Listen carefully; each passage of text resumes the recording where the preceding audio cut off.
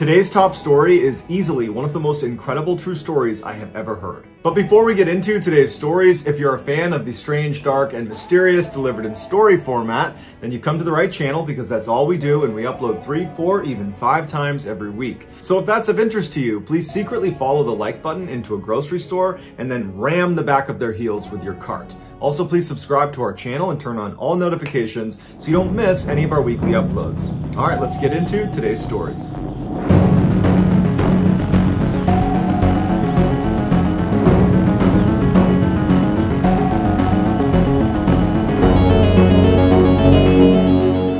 In 1983, 23-year-old Tammy Ashcroft was engaged to 34-year-old Richard Sharp. The couple had bonded over their shared love of sailing, and generally they spent more time on the water than on land. In October of that year, a friend approached the couple and asked if they'd be willing to take their 44-foot yacht from Tahiti to San Diego. Though the trip would be over 4,000 miles long, significantly longer than any one trip either of them had ever taken on the open water, they both felt very confident in their seafaring abilities, and so they agreed to do it. The journey started out fine, but at the 2-week mark, when they were just north of the equator, they heard about a hurricane that could be making its way up to where they were going. And so even though they anticipated it would kind of peter out and actually not even hit them, they decided it was still in their best interest to try to sail completely away from the path of the storm to safer waters. But over the next couple of days, the storm only intensified and continued to change directions, making it really hard to predict where safer waters was going to be. And so Tammy and Richard kept desperately trying to get farther and farther away from the storm, but it was like every time they would change course and get farther away, the storm would speed up and change directions and still be coming straight for them. And so finally, it got to the point where Tammy and Richard realized they could not actually outpace the storm, that they would have to weather it. And so on the day it was going to hit them, they donned their rain gear and they boarded up the windows, and then they stood on the deck of their yacht looking out at the horizon as this Category 4 hurricane is just barreling straight towards them. Tammy would go on to say that she never fully appreciated just how terrifying being in a hurricane is out at sea until she was in one. She said it was a constant barrage of 50-foot waves that would literally launch the yacht. It would become airborne, and then it would come crashing down, and each time it landed, she felt like the boat was going to break in two, and then as soon as it did slam down, another wave would land on top of them. And so it just felt like at any moment the ship was just going to be consumed by the ocean. But Tammy and Richard were excellent sailors, and Richard was up in the cockpit, and he was doing everything he could to keep the boat from not flipping over. And after a little while, he had figured out a way to kind of ride the waves in such a way that they would not get totally tossed each time. And after a couple hours of just absolute chaos, it started to seem like they had made it through the worst of the storm, and that more than likely they were going to make it out of this thing relatively unharmed. And so around this time, as the storm was beginning to calm down, Richard is anchored in place in the cockpit. He's a safety line attached to him to the ground, so he's not going anywhere. And Tammy is just exhausted. It was just so stressful being through the storm. And Richard noticed, and he says, "Tammy, I got this up here. Go down into the cabin and just try to get some rest." And Tammy was very grateful, and she agreed. She opened the doors to the cabin, and she had made it all the way downstairs when she hears Richard yell out from up in the cockpit, "Oh my God!" before a rogue wave comes crashing into their boat head on, flipping the boat backwards like a backflip onto the top, so it's upside down in the water. And Tammy would say it felt like someone ripped the boat out from under her feet, and then she came crashing down and smashed her head and was knocked unconscious. When Tammy woke up 27 hours later, she was laying in the cabin against a chair and half on the ground, and she opens her eyes, and the cabin she's in is half submerged, and everything inside of it has either been thrown on the ground or it's been broken. There's papers, there's tools. I mean, the place is just a disaster down there, and she can tell the cabin is also slowly filling with water. After the boat had backflipped and Tammy had been knocked unconscious, it continued to get thrown around by waves before miraculously landing upright. Tammy could barely remember what happened, and she's totally overwhelmed by what she's seeing. She's in shock, and all she knows is she has to go up on deck to find Richard. And so she gets up and wades through the water. She gets to the stairs. She's yelling for Richard. She goes up on deck, and she looked around, and the boat was just ruined, and she's yelling for Richard. She's looking around. He's nowhere to be found, and then she looks up at the cockpit where she last saw him, and she can see his safety line that was attached to him, keeping him anchored to the boat, was now dangling off the back of the boat. She ran to the back, she looked, and the safety harness had actually come undone. It had been broken in the storm, and Richard was gone. He had been swept into the ocean, and he was not wearing a life jacket. And Tammy would say he had actually taken it off earlier in the storm and left it down in the cabin, and then when the storm was raging again, he was back up top, anchored in place, and just didn't think to go down and get it. And they both were just not thinking about it. It was just one of those things in a really chaotic situation that got overlooked. And while Tammy wanted to grieve the loss of her fiance, it was like she couldn't. Her survival instincts were kicking in, and she knew if she didn't act quickly to fix this situation, she too would die. And so she began robotically taking stock of the boat's condition,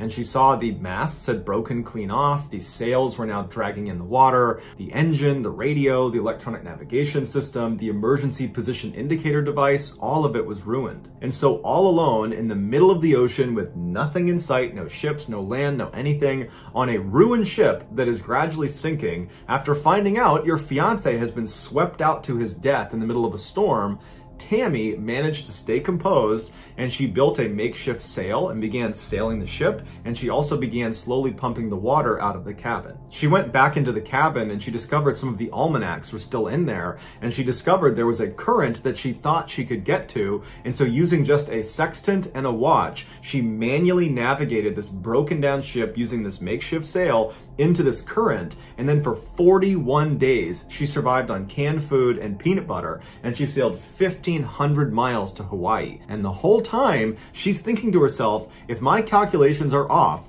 that this is not the current I'm supposed to be in, I will sail past Hawaii out into the open water, and I will run out of food and water and I will die. But she didn't die because her calculations were spot on. When Tammy finally stepped foot on land in Hawaii, she was relieved that, she had made it and that she was going to live. But at the same time, she had this flood of emotions where she was suddenly so sad about the loss of Richard. It was like she really hadn't had a chance to grieve his loss, because that whole time after the accident, she was focused on survival. And although Tammy would make a full recovery, it would take her 6 years to learn how to read again because of the head injury she sustained when the boat capsized. But when she did regain that skill, she finally stopped, and she wrote her and Richard's story in a book called Red Sky and Morning that became an international bestseller and was converted into a movie called Adrift. Growing up in southeastern Australia, Ricky McGee worked a variety of jobs, including being a carpet salesman, a prawn fisherman, a nightclub doorman, an electrician, and a bailiff. In 2006, when Ricky was 35, he was offered yet another new job in a government department in Western Australia. He accepted the job, hopped in his car, and began the long drive across the desert. While on the extremely desolate Bunteen Highway, which is basically a road in the middle of the desert with nothing around, no people, no buildings, nothing, he's driving along and he sees a group of 3 men standing outside of their car. And so Ricky assumed they must have broken down, so he pulls over to ask if they need help. And they come up to him and they're so gracious that he stopped, and they said, "We ran out of gas, can we hop in with you and ride up to the next town?" And Ricky says, "Fine, climb on in." So the 3 men, they get in his car and they take off. And then after that, Ricky has no memory. He thinks one of them drugged him by putting something in his drink, which was sitting in the center console and was open, but he doesn't know for sure. Ricky remembers waking up and he was in a camp, and he sat up and he was unrestrained, and he looks out in front of him, and the 3 guys that had gotten in the car with him were sitting on rocks looking at him, and one of them had a gun that he was aiming at Ricky. And so Ricky's just looking around, not really sure what's going on, and one of them gets up and comes over and offers him water. Ricky takes a sip of the water because he's very thirsty, and Ricky believes the water was poisoned as well, because shortly after taking a sip,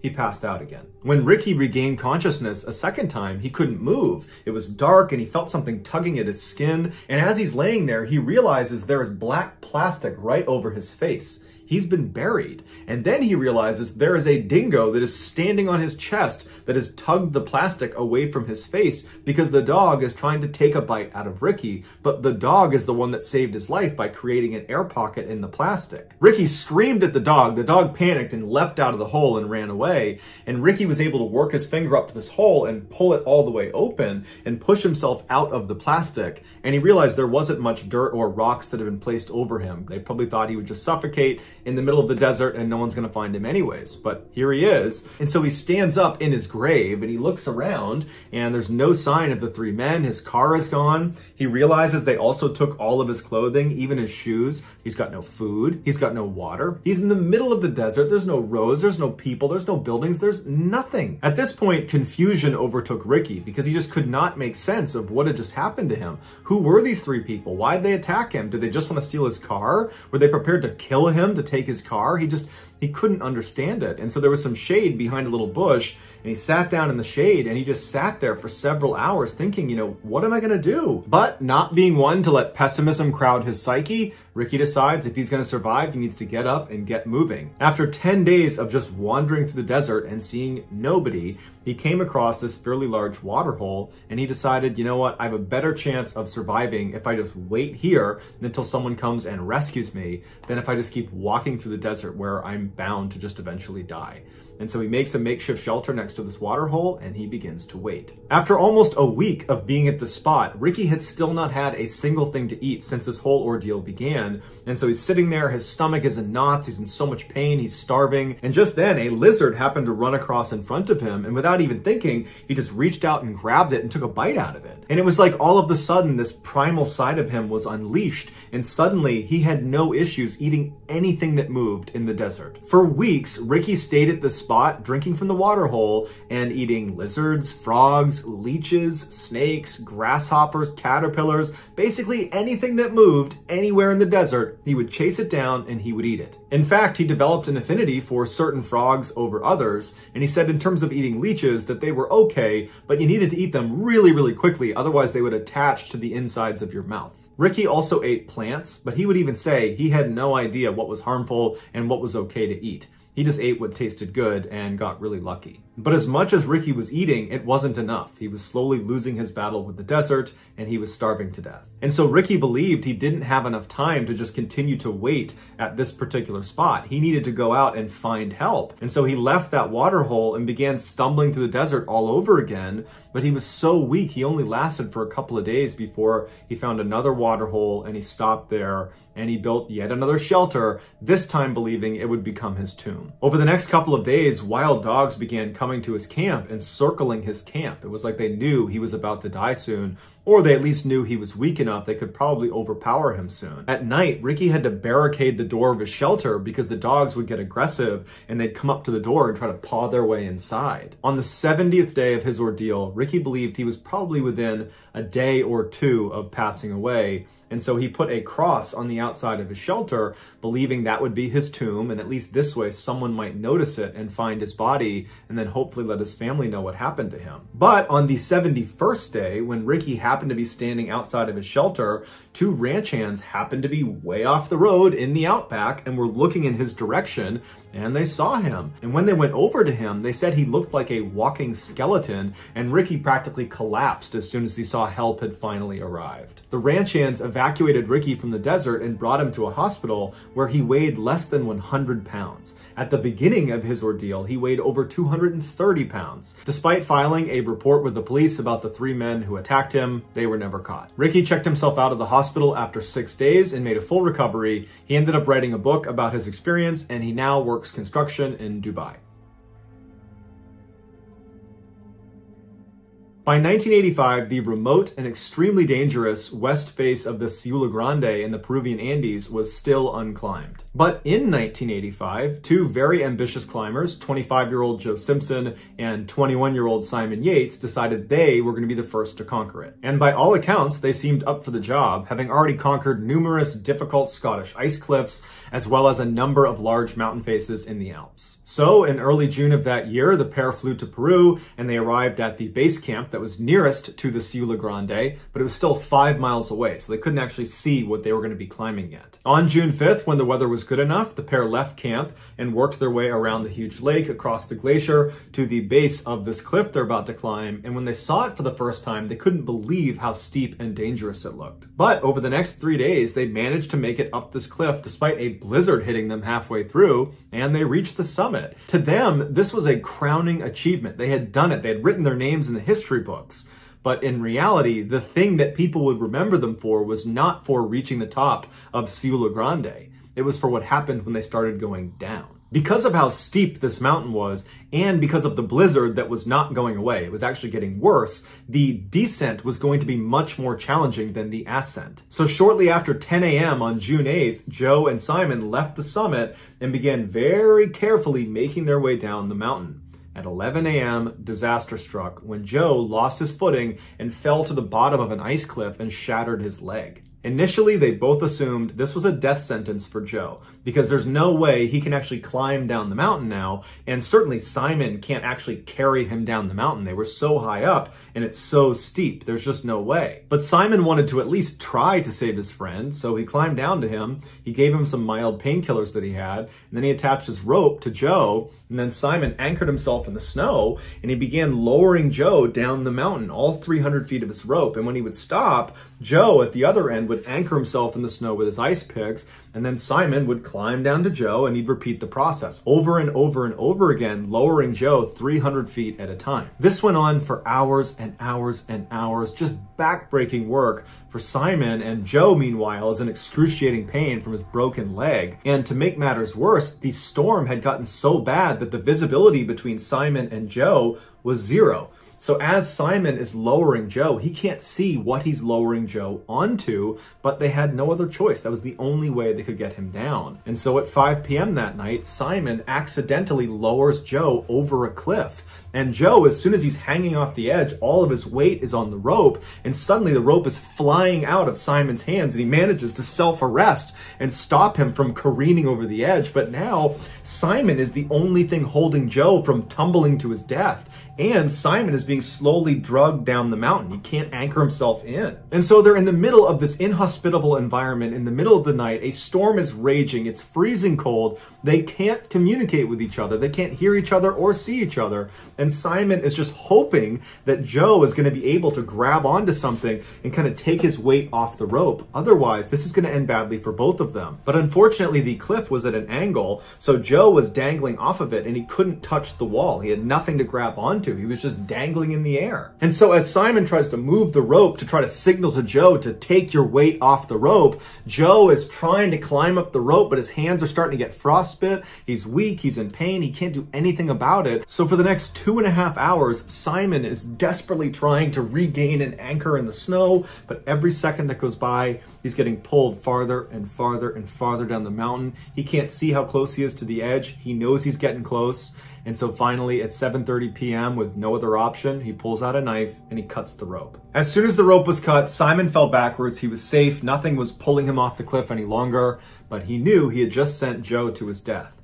Except Joe didn't die. When that rope was cut, he fell 150 feet and smashed into the ground, except what he hit was a thin sheet of ice that broke from his weight, and he fell another 80 feet into this massive ice crevasse. Joe was knocked unconscious from the fall, but when he woke up, he was laying on his side. He opened his eyes and he looked around and he couldn't believe he was alive. And he's looking around, he doesn't know where he is, it's totally dark. He turns on his headlamp and he realizes he's fallen into an ice crevasse, and he looks down and he's on this little ledge that's overlooking a much, much deeper fall. He looks down and this ice crevasse seems to just go on infinitely into this black chasm. And he realizes when he fell, had he fallen a foot over, that's where he would have gone. So it's a miracle he's alive, but now he's trapped in the middle of an ice crevasse 80 feet down. He can't go down and he can't go up. At the time, Joe didn't know if Simon had fallen off the cliff with him or if he had cut the rope. But the rope was still attached to his waist and it fed up and out of the ice crevasse. And so he grabbed it and pulled on it until it all came tumbling back down and he saw it was frayed. And so sure enough, Simon had cut the rope. Now, even though Joe wasn't mad at Simon for the decision he made because he understood it was the right one, Joe still became very emotional when he saw this. He felt so alone. He was so sad. And for a little while, he just kind of freaked out and screamed and yelled and really just didn't know what he was going to do. And then after that, he sat down knowing he wasn't getting out of here and that he was going to die a slow, horrible, painful death. Joe remembers reaching up and turning off his headlamp, which retrospectively he thought was kind of goofy because he's just realized he's about to die inside of this crevasse and he's saving batteries. But with the light off, he's sitting on the ledge and he hears all the sounds that are coming from inside of this crevasse. It was this awful grinding sound, like a moaning sound. And he said it was so terrifying sitting in the darkness listening to this sound that he reached up and turned his light back on just for comfort. Back up on the mountain, Simon was devastated. He felt like he had just killed his friend. And even though he understood why he did it and understood it was probably the right decision, it didn't change the fact that he felt incredibly guilty about it. And so that night, he didn't even move from the position he was. He dug a little snow cave and he laid down and eventually fell asleep. The next morning when he got up, he began moving his way down the mountain, and he finally rounded the area where Joe had been hanging off of that cliff, and he got a chance to look down and see where Joe might have wound up. And to his horror, he's looking down and he sees this massive opening to a crevasse that seemed almost bottomless. And now this confirms that Joe definitely has died because he fell in there. But nonetheless, Simon goes down and goes to the edge of the crevasse and yells into Joe. He's screaming for him to call out if he's still alive. But after a while, he never heard anything from Joe, and with a heavy heart, Simon turned around and started heading back to base camp. A little while after Simon had left, Joe finally woke up. He had been asleep when Simon was yelling down for him. And so Joe wakes up, he's looking around, he can't believe this wasn't a bad dream. He starts yelling for Simon because he doesn't know what else to do. But after a while, he realized Simon's not going to come down here to get me. He cut the rope. He thinks I'm dead already. At this point, Joe decides he needs to try to climb out of the crevasse, even with a broken leg. And so he gets himself in position, he gets his ice picks, and he starts making his way up this ice wall, but he can't put any weight on his broken leg, and he keeps falling down, and he's realizing, I can't climb this. I probably couldn't climb this with two good legs, let alone with this broken one. And so Joe had two choices. He could wait on the ledge and hope to be rescued, but by his calculations, it was unlikely someone was going to come out here and rescue him anytime soon because Simon is going to say he's dead. So wait on the ledge and probably die a slow, painful death. Or he can go down deeper into the crevasse, which he has no idea where it goes, and hope somewhere down in that black void there's an opening that leads back out to the outside of the mountain. So he made his choice, screwed an anchor into the ice, put his rope through it, he tested it to make sure it would hold his weight. He looked down into the void one last time and knew that as soon as he stepped off of this ledge, he could not come back up again. This was a one-way trip. And if he made it to the bottom of his 300-foot rope and he didn't find a ledge or a tunnel or something to put his feet on, he would slip off and fall to his death. On purpose, he did not put a knot at the end of his rope because he figured either I'll find a way out or I won't, but at least it'll be quick. Down he went about 80 feet into this pitch black crevasse. He has no idea what's down there. And he gets to a point where the walls kind of come together and he was able to squeeze through it. And he realized once he got through that point, it was like the center of an hourglass where below it, it kind of opened up. And as soon as he pushed through, he could actually see to the ground. He saw flat ground and there was light shining on it, which meant there was a hole leading out into the mountains somewhere down there. And so he went all the way down, he touched the bottom, it was solid ground, he disconnected from his rope, and he climbed his way up this incline to where the sun was coming in,